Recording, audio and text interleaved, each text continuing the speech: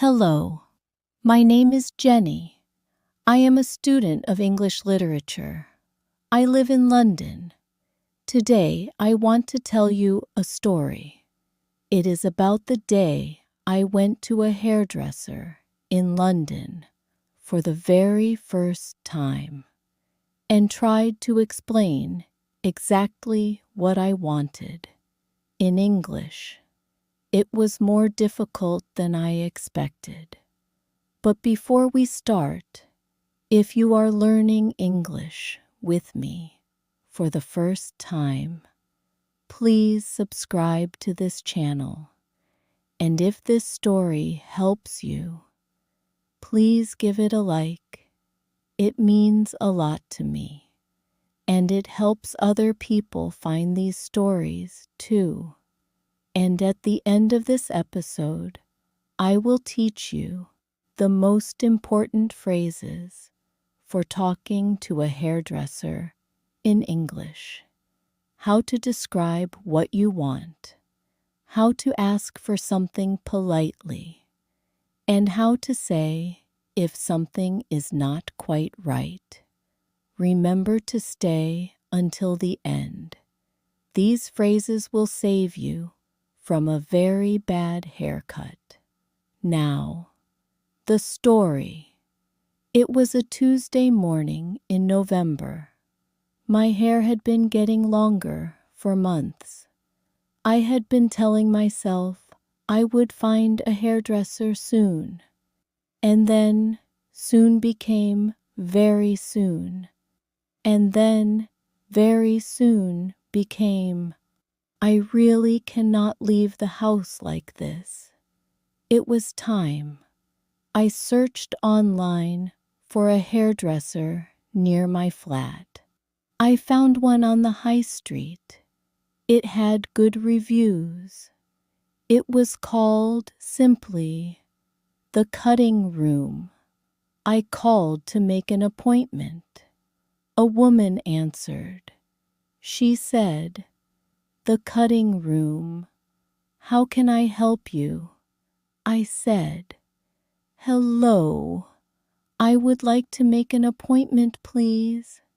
She said, "Of course. When would suit you?" I said, "Tomorrow morning if possible." She said, "We have 10:30 available. Would that work?" I said, "Yes, that would be perfect. Thank you." She said, "Can I take your name?" I said, "Jenny." She said, "Lovely. We will see you tomorrow at 10:30. Jenny." I put the phone down, feeling pleased with myself. That part had been easy. The next morning, I arrived at the salon at 10:25. I pushed open the glass door and went inside. It smelled of shampoo and warm air. There were large mirrors along one wall, photographs of women with beautiful hair on the other, soft music playing, two stylists working. A young woman at the reception desk looked up and smiled. She said, "Hi, do you have an appointment?" I said, "Yes, I am Jenny. 10:30. She said, "Perfect. Take a seat, and Chloe will be with you in just a moment." I sat down and looked at the photographs on the wall. Women with long waves, women with sharp bobs, women with short, neat cuts. I tried to think about what I wanted to say. I knew what I wanted. I wanted to keep the length, but remove the damaged ends. I wanted layers to give it more movement. And I wanted it to look a little lighter and softer around my face. I knew what I wanted in my head. The question was how to say it. A young woman with very neat, dark hair came over and smiled warmly. She said, "Hi, Jenny. I am Chloe. I will be looking after you today. Come on over." I followed her to a chair in front of a large mirror. She put a black cape around my shoulders and looked at my hair in the mirror. She said, "So what are we doing today?" I took a breath. I said, "I would like to keep the length if possible, but I think the ends are quite damaged. Could you trim off the damaged parts?" She said, "Of course. How much are we talking?" "Just a trim or a bit more." I said, "Just a trim, I think. Maybe 2 or 3 centimeters." She said, "No problem. And what about the shape? Would you like any layers?" I said, "Yes, please. I would like some layers to give it a bit more movement. At the moment, it feels quite heavy and flat." She said, "I know exactly what you mean. I can do some long layers through the mid-lengths. That will give you movement without losing the length. Does that sound good?" I said, "Yes, that sounds perfect." She said, "And what about around the face? Would you like any face framing layers?" I paused. I was not completely sure what face framing layers meant, but it sounded like what I wanted. I said, "I think so. I would like it to look a little softer around my face, if that is possible." She said, "Absolutely. I will add a few soft layers around the front. It will really open up your face." "Lovely." She began to comb through my hair gently. Then she said, "Are you thinking of keeping the color as it is? Or were you thinking of doing anything with it today?" I said, "Just the cut today, I think. Maybe color another time." She said, "Of course. No problem at all." She washed my hair at a basin at the back of the salon. The water was exactly the right temperature. She massaged my head gently. I almost fell asleep. Then she brought me back to the chair and began to cut. She worked quietly and carefully. Every few minutes, she would hold up a section of hair and check the length. She asked me once, "Is this about the right amount to take off?" And I said, "Yes, that looks good. Thank you." When she had finished cutting, she dried my hair with a round brush. It took a long time. She worked section by section. The music played softly. I watched in the mirror as my hair slowly became the shape I had imagined. When she finished, she turned me slightly to face the mirror directly and said, "What do you think?" I looked. It was exactly right.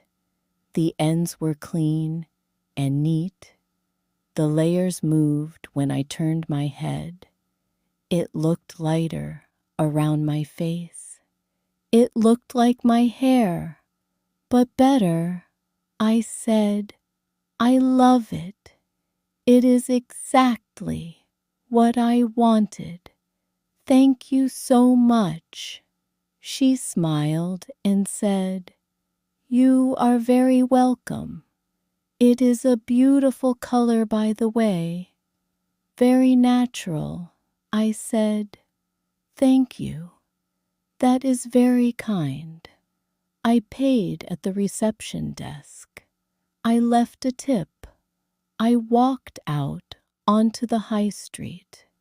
The November air was cold, but I did not mind. I walked home, feeling very pleased, not just because of my hair, but because I had done the whole thing in English. I had explained what I wanted. I had asked questions. I had understood the answers, and the result was exactly what I had hoped for. Sometimes the thing you are afraid of turns out to be quite simple. You just need the right words. Now, let me teach you the most useful phrases from this story. These are phrases for talking to a hairdresser in English. How to describe what you want, how to ask politely, and how to respond when something is not quite right. Making an appointment. I would like to make an appointment, please. When would suit you?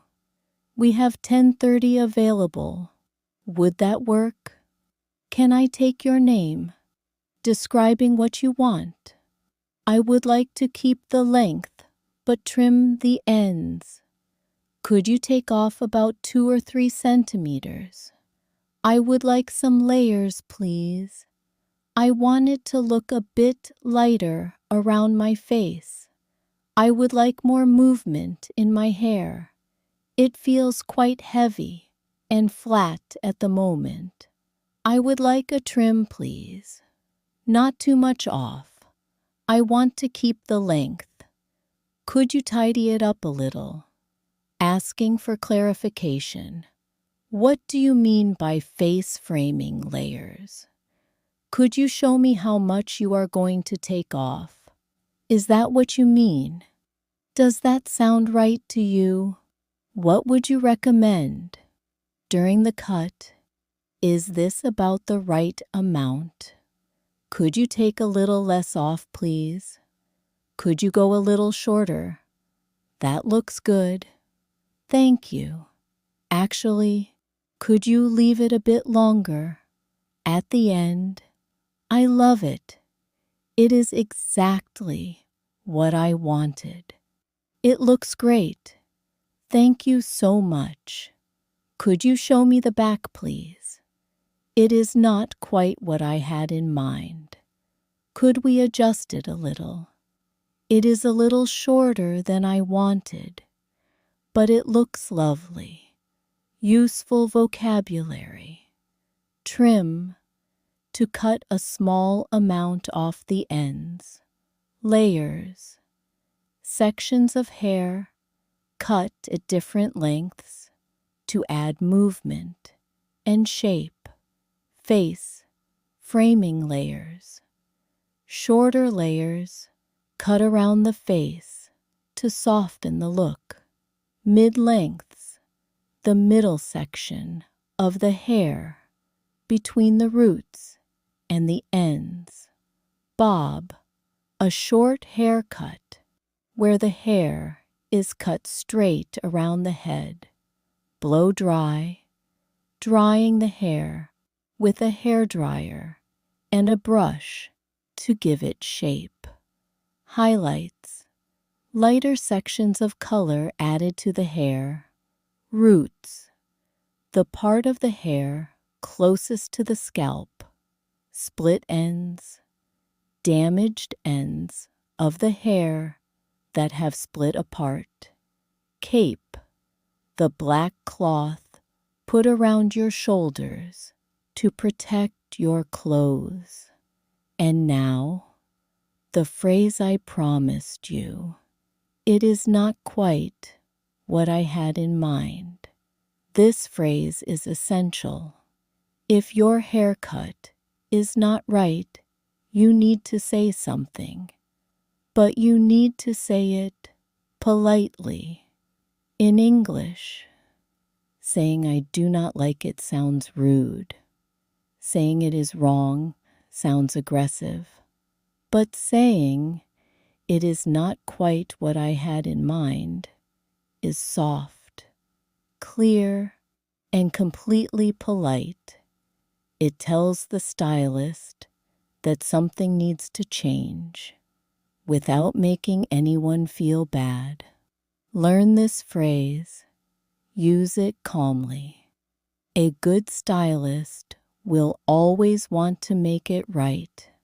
These phrases are simple, but they will help you feel confident every time you sit down in a hairdresser's chair.